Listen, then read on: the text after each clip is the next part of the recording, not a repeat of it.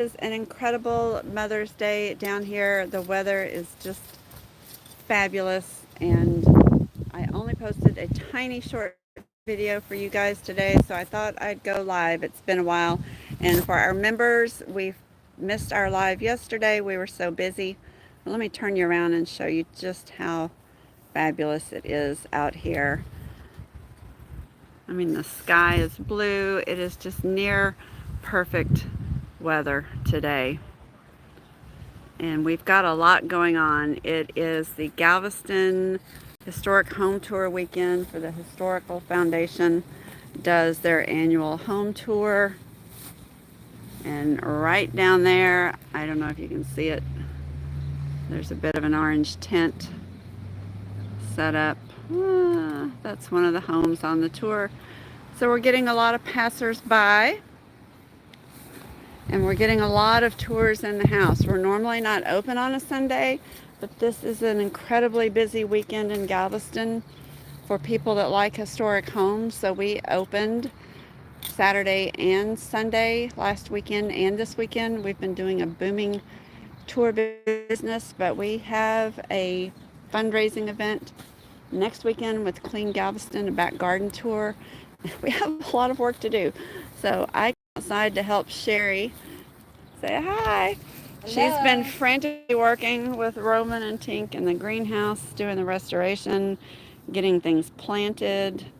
This is our pollinator garden that the Girl Scouts helped with a couple of months ago, and we got a little rain, and look what happens in a week or two.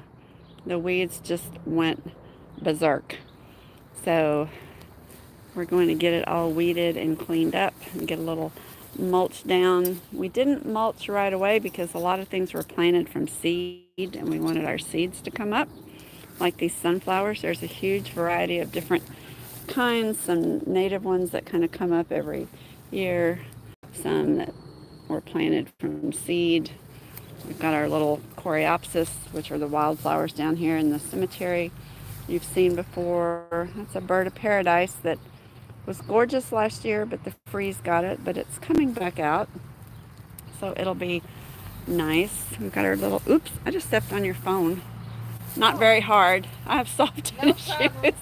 Oops, sorry about that. But you can see, I'll show you an after when we're done, but you can see all our pollinator things came up. There's our bee box, our rock rose, another giant sunflower, our hummingbird feeders. So we need to get this all cleaned up. And then of course we have our palm tree issue.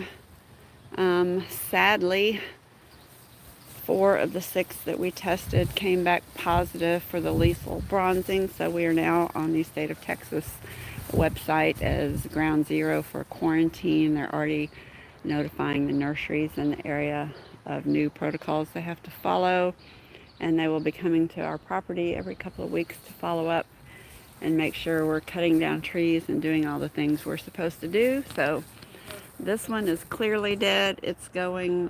This guy is not symptomatic yet, but he tested positive, so he must go.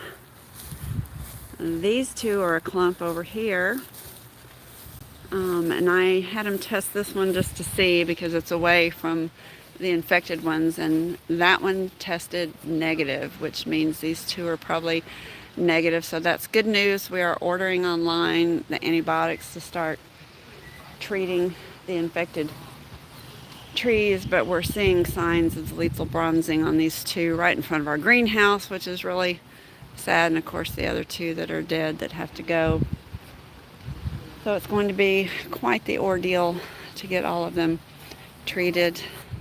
Hi, Margaret. It's kind of hard to see in the sun on my phone. But we've got Tink and Roman are out trying to finish up the paint on the greenhouse to get it looking as good as they can. Roman's got our fancy, very fancy, very expensive, $250 a gallon, I think. Oh my God, I better not drop Yeah, it. don't drop it. And he's got it on this fancy paint stand. Works perfect. But it's a specialty coating for galvanized metal. So he's been wire brushing to get rid of debris and he's touching up the metal, Mhm. which is amazing. Just getting that part white changes the look of everything. He's already painted our new support poles, and it dries really fast. It has a weird odor to it, kind of different. And Tink is finishing up the priming on this side. Roman had to take off the cotter pins and loosen it to get this pushed away so we could get all the algae scrubbed from on the bottom and the backside. And then of course it's been raining, so we had to wait for it to dry. Still got a few bee holes to fill, but we want to get it painted. We want to get it painted white. We can do that after it's painted, but we want to get that done and just get it looking good for the garden tour. And then the yard manager for Tom Thumb Nursery in Galveston came by today for a tour, and Tom Thumb has been very generous with us in the past. They filled our yard full of flowers for the East End Historic District home tour, and even though I had not reached out to them for this garden tour because so much has been going on, she said no problem, just pop on by Friday and pick up what we need.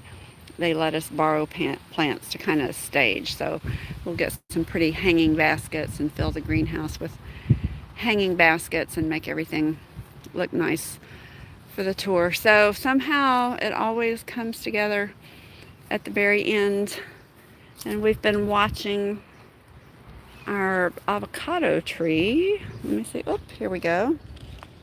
It's full of avocados. A lot more than we had last year. And it's a race between them getting ripe and picked versus the raccoons picking them. Last year, the raccoons won. We didn't get a single one.